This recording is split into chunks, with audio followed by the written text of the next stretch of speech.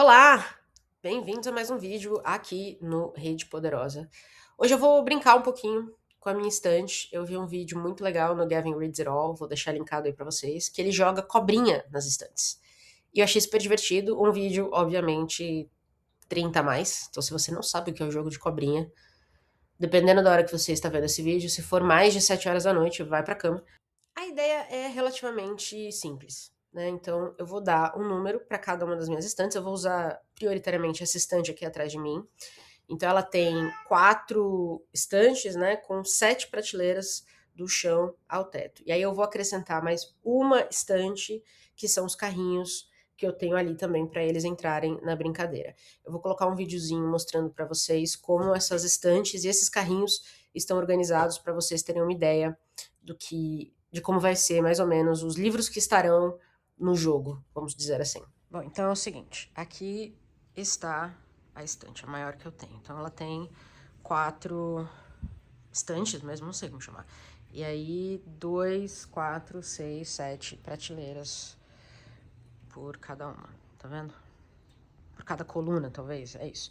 E aí, como é que tá organizado? Aqui em cima, ó, dali da primeira, que vocês estão vendo, aí tudo aqui pra cima, até aqui, mais ou menos, é literatura estadunidense. Eu acho que é hoje o que eu mais tenho na estante. Aí, começando naquela ali, vem aqui, aí vem até aqui assim, ó, e até ali, metade, é literatura inglesa, irlandesa, canadense. Eu peguei meio que todas as influências britânicas, vamos dizer assim. Aí, falei que vem até aqui, ó, tá vendo? Aí, começando aqui, nesse cantinho, e aí indo até aqui, mais ou menos, gente, é tudo mais ou menos, tá? Eu tenho História do Brasil. Então, tem bastante coisa aqui de História do Brasil. E aí, eu tenho biografias. Então, vocês vão ver que eu tenho aqui, e aí vem aqui, mais ou menos até aqui, ó. É biografia. Então, aí aqui, ó, quando acaba biografias, eu tenho livros de ciência. Tá um pouco misturado, porque eu tenho, por exemplo, alguns livros de ciência e etc. Vamos chamar assim, aqui. E aí eu tenho mais alguns por aqui, ó. E aí eu tenho também alguns livros de viagem, que é mais aqui pra cima. Mas então aqui vamos dizer que é mais livros de ciência, né? Histórias, enfim, o Gene, aqui tem A Sexta Extinção que eu adoro, por exemplo, é isso. E aí, aqui, mais ou menos, começa história do mundo, assim, né? Então, história geral, e aí vai por aqui, e aí vem aqui embaixo, até mais ou menos aqui, assim, acho que a gente pode dizer. Aí eu tenho alguns livros que eu chamo de, sei lá, comentários sociais, né? Alguns livros que falam de questões sociais que me interessam. Então, A Máquina do Caos, por exemplo, que eu tenho citado algumas vezes, já tá ali, entendeu? Então, tá aqui. Aí eu tenho aqui o que começa mais ou menos. Aqui é livros sobre livros, que é uma categoria que eu pessoalmente amo de paixão. Então, eu tenho aqui, aí vem aqui e... Ai, quase derrubei tudo. Vem aqui embaixo, tá vendo? E aí, livros sobre livros vai até mais ou menos aqui, vamos chamar assim, um redondinho. E aí eu tenho livros de ficção de guerra. Eu falei que eu tenho prateleiras específicas de guerra, né? Então essa aqui é a primeira. Então essa aqui são livros de ficção. E aí vai mais ou menos até aqui, quando eu entro em livros de não ficção de guerra. Essa é a primeira estante que a gente vai usar. E aí do outro lado tem o outro estante, tá vendo? E aí tem uns carrinhos na frente, algumas pilhas, enfim. E aí vai ficar muita bagunça acrescentar as duas, mas eu quero acrescentar 2 carrinhos, que são esses 2 aqui, ó. Então, o que eu tenho? Nesse carrinho aqui, eu tenho livros de suspense, thrillers, policiais e tudo mais. Então, esse aqui vai ser um, 2, 3 vão ser as prateleiras. E esse aqui, que é meu carrinho de mangás, quadrinhos e tudo mais, que eu também vou adicionar na nossa lista. Então, 1, 2, 3 vão ser essas aqui. Pois bem, então vocês viram aí as estantes que eu vou usar para esse jogo. Quando eu estava desenhando a minha prateleira, que eu vou pôr na tela para vocês também verem o meu desenho profissional aí, eu percebi que eu precisava de mais uma prateleira. Então eu coloquei um terceiro carrinho que tem também mangás, tem teatro e literaturas aleatórias. Então vai ser mais ou menos isso aqui.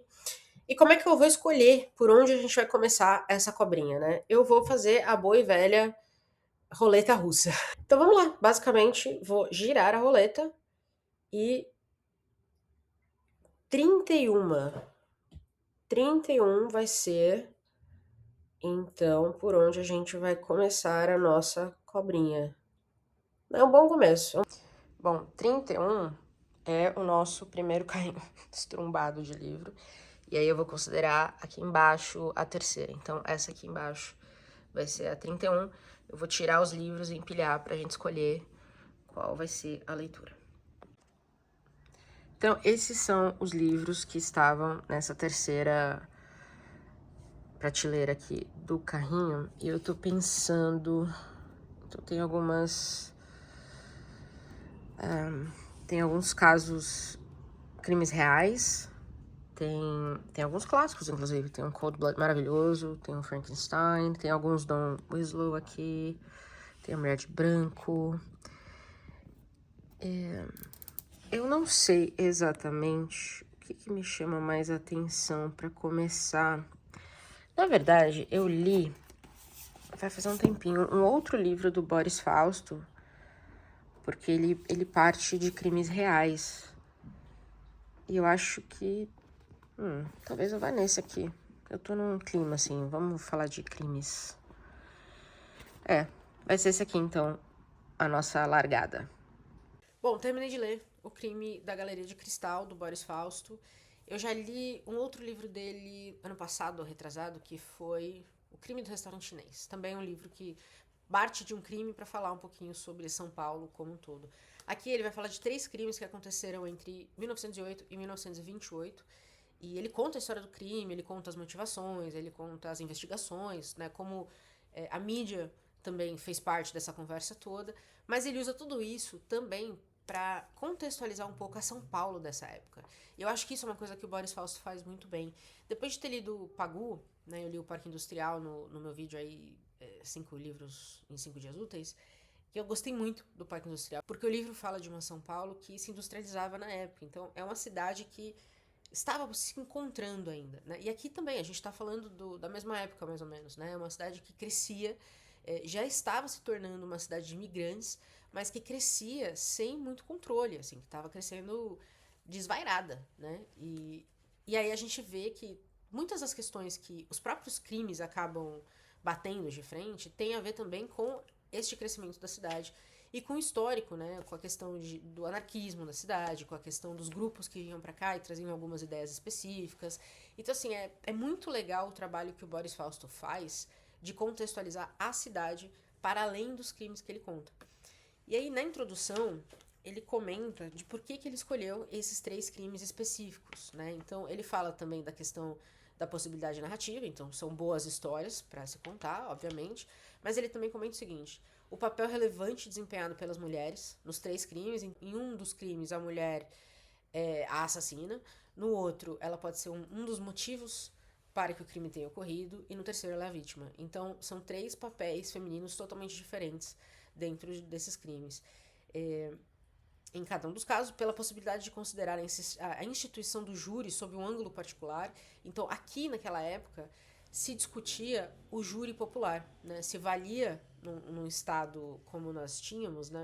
Num estado onde as pessoas não eram 30% só da população sabia ler e escrever, e talvez as pessoas não entendessem muito bem como a lei funcionava. Será que existia a necessidade de um júri popular? Será que era justo ter um júri popular? Então, essa discussão rondava o começo do século passado na cidade, e isso também reflete aqui, na forma como cada um desses casos aconteceu, foram julgados ou rejulgados, se é que eu posso dizer assim. Pelo tema do papel da imprensa, ao mesmo tempo como formadora e reflexo da opinião pública. Então, ele conta que em alguns casos, os principais jornais da cidade assumiram lados opostos do caso, e aí argumentavam no jornal pró ou contra o que é que acontecia, o que é muito curioso. E pelo assunto da inserção de etnias estrangeiras na sociedade paulistana, que é o que eu falei, que era uma cidade que estava já se tornando uma cidade de imigrantes. Então é um livro que aborda muita coisa em cima desses 3 crimes, né? Ele não para só ali nesse fato diverso, ele vai um pouco mais além. Eu gostei mais desse do que o do restaurante chinês, confesso. Esse aqui achei muito mais interessante. Acho que todos esses papéis que ele comenta, que ele quis trazer, ele faz isso muito bem. E eu acho que eles têm um papel realmente relevante na conversa para cada um dos crimes. Então eu gostei muito. Já estamos começando aí, bombando, basicamente. E agora, bora para a minha roleta e 19. 19 é bom número. 19 é bom número. A gente vai. Boa. 19 é bom. 19 é bom. Então, vamos agora escolher o livro aqui da prateleira 19. 19 é esta daqui. E aí, aqui eu tenho alguns livros de geografia, eu tenho alguns livros de história, tem alguns que eu gosto muito. Esse aqui, Viagem ao País do Futuro, já falei dele mais de uma vez aqui, adoro. O Tim Marshall tem outro livro também que eu gosto muito. Esse acho que é o segundo livro dele que eu tenho. O que mais, hein? Deixa eu ver o que tá.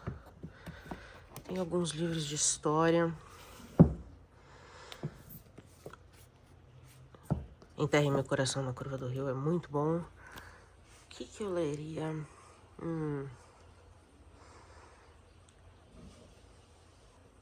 Talvez esse aqui.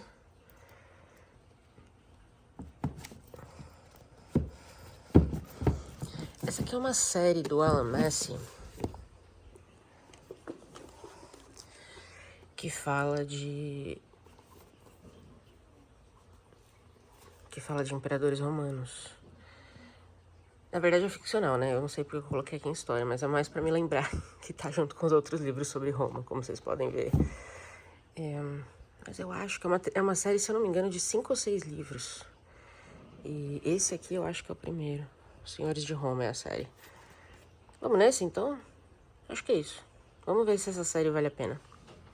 Bom, terminei Os Senhores de Roma, César. Essa série aqui, eu não sei muito bem como ela está organizada, porque eu achei que este era o primeiro. Só que aí no audiobook ele tá como terceiro. E aí em algum outro lugar, acho que no Scooby, ele tá como segundo. Então eu não sei. Eu também não sei se você precisa ler na ordem especificamente, porque ele tá falando. Cada livro é sobre um imperador específico. Então tem esse de César, tem Augusto, Tibério, Marco Antônio e Cleópatra, Nero e seus herdeiros e Calígula. Nero e Calígula são os que eu mais tenho interesse de ler. E eu demorei um pouquinho para entrar aqui na história, tá? Então aqui a gente tá junto com César e os seus generais, eles estão em pleno afã da conquista para Roma. Eles conquistam o Egito, né? Eles vão até o Egito. E ali eu achei que a gente ia ter um pouco mais de conversa sobre talvez política e estratégias de conquista, mas não tem muito disso aqui, tá? Não é o foco da história. Até a Cleópatra, ela aparece aqui, né? O César conhece a Cleópatra quando ele conquista o Egito. E a única coisa que a gente tem da Cleópatra é que ela era meio ninfomaníaca. Aliás, toda mulher que aparece aqui parece ter um pouco desse interesse único na vida, assim. É até um pouco chato, não vou negar. Tendo dito isso, o livro é narrado por Brutus. Para quem sabe, o Brutus, um dos assassinos de César, é considerado um filho adotivo dele, né?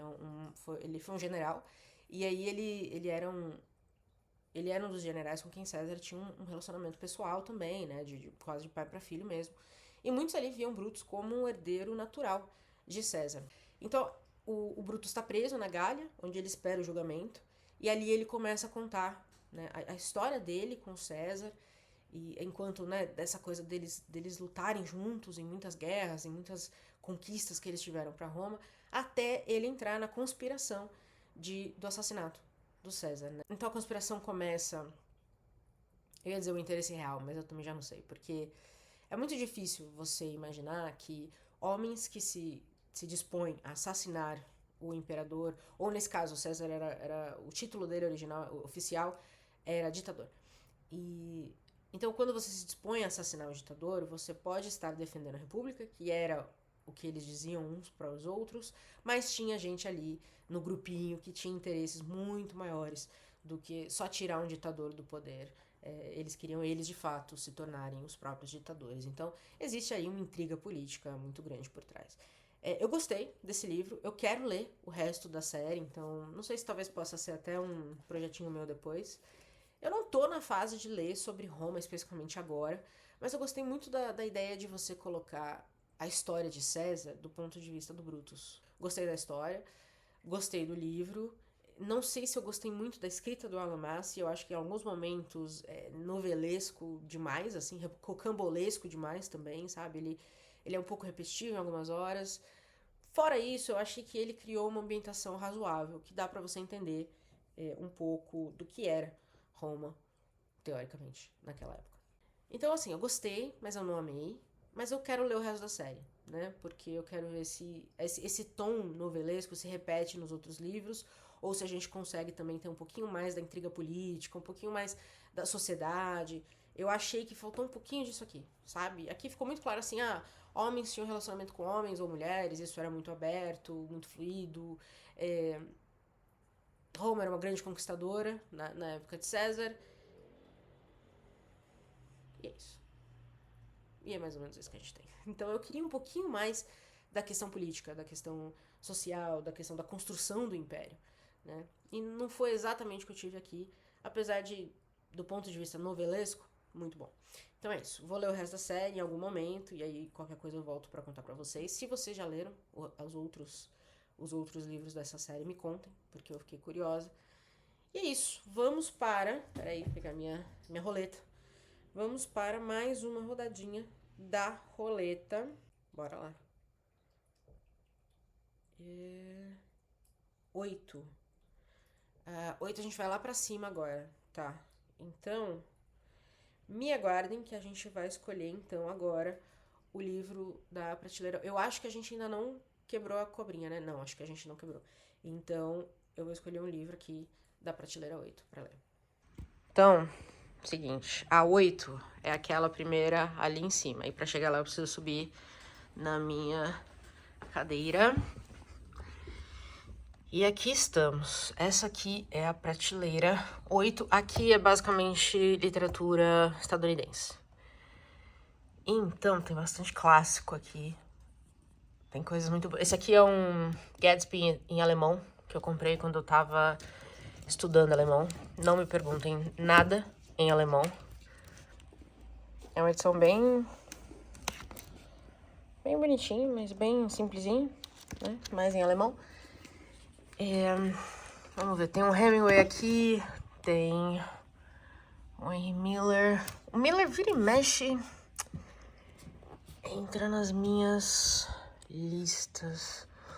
Tem o Nevada. Confiança, aliás, maravilhoso, tá? Quem não leu ainda leia, muito, muito, muito bom. Esse Nevada foi... É um lançamento não é muito antigo, não. E é um livro sobre mulheres trans. Se eu não me engano... as mulheres trans da vida real não são iguais às mulheres trans da TV. Eu acho que eu vou nesse. Deixa eu ver o que mais. Tem muita coisa boa aqui, de verdade, que eu leria. Quer dizer, tudo que eu mostrar pra vocês na minha estante eu quero ler, né? Óbvio. Por isso que ainda está na minha estante, senão eu já tinha mandado embora. Nesse momento...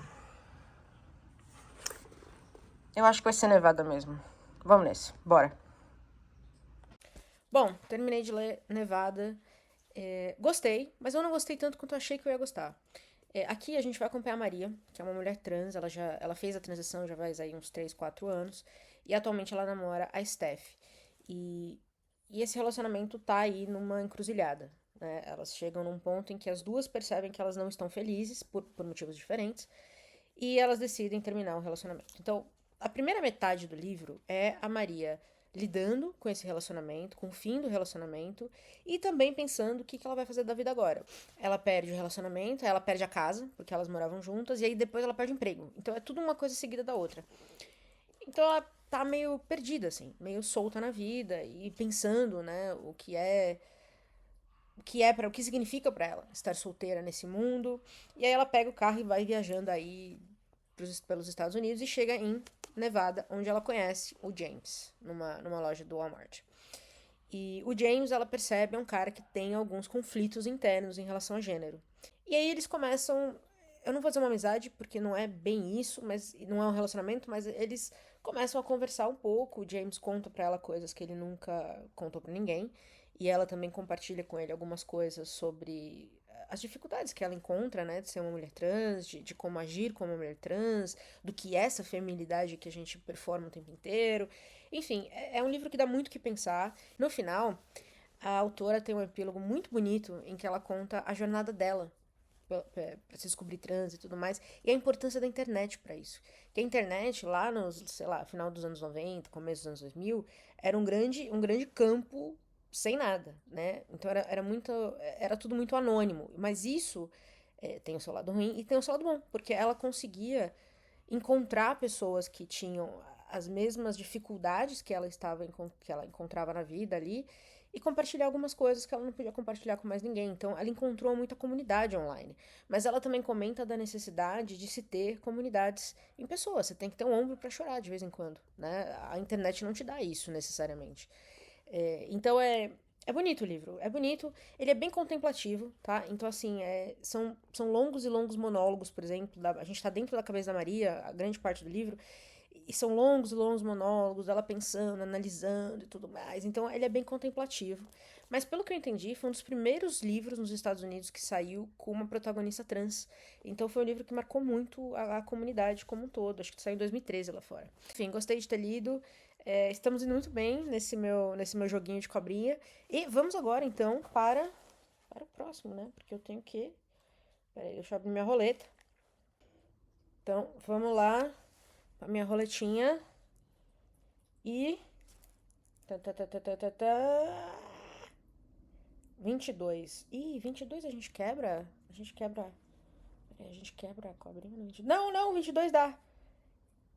E aí, muito bom. Então, vamos escolher aí o livro da Prateleira 22 para continuar com a nossa cobrinha. Então, prateleira 22, aquela ali é a 8, a 22 é esta aqui, que eu vou subir também na cadeira para poder procurar o livro. E aqui estamos. Nós temos muitos John Updike. Será que eu já... tem um Kate Kitamura. A Kitamura eu acho que tá vindo pra Flip, se eu não me engano, esse ano. Temos aqui... uma Lily King. Acho que eu comprei outro livro dela esses dias. Bastante Vonnegut. Faz tempo que eu não leio um Vonnegut. Tem a Leonor Shriver, que eu adoro. Esses dois aqui são muito, muito bons. O que é aqui em cima? Vamos ver. Kristen Arnett e o Mark Haber. Não sei. Pô, aqui, talvez uma Kate Kitamura, porque eu tava muito curiosa. Eu acho que ela tá lançando aqui no Brasil o Audition, Audição. Eu acho. Espero que seja mesmo. Bom, suspense que tem início com o fim de um casamento. Gostei. Eu vou ler esse. Vou ler esse. Então, até já. Conto pra vocês em breve. Pois muito bem, terminei de ler Uma Separação, da Kate Kitamura. E eu não sei o nome da nossa protagonista.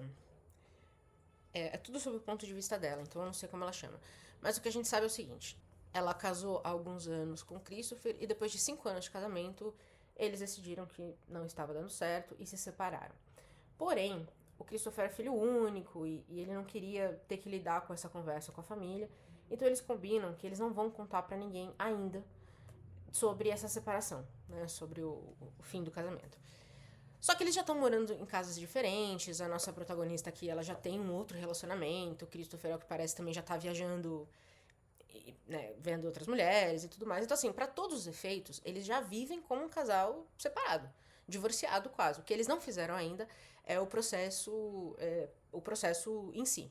Só que um belo dia, a sogra dela liga pra ela e fala assim, olha, eu tô tentando falar com o Christopher já faz um tempo e ele não me atende, e eu queria saber o que tá acontecendo aí na Grécia. E ela fica meio... Como assim na Grécia? Ela tava na Inglaterra, que é onde eles moram, né? O que ela tá falando de Grécia?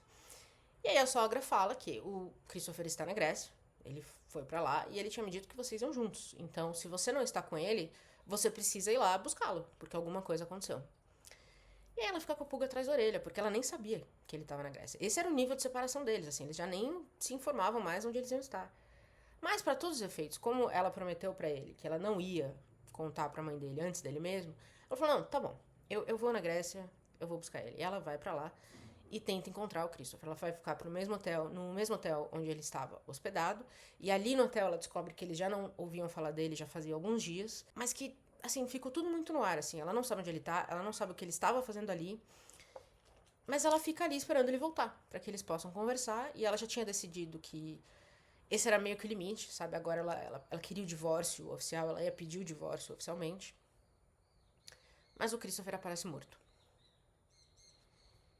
E aí a conversa toda muda, né? Porque agora, pra todo mundo, obviamente, ela é uma viúva. Ela é a esposa do homem morto. Ela não é a ex-mulher, que é como ela se sente.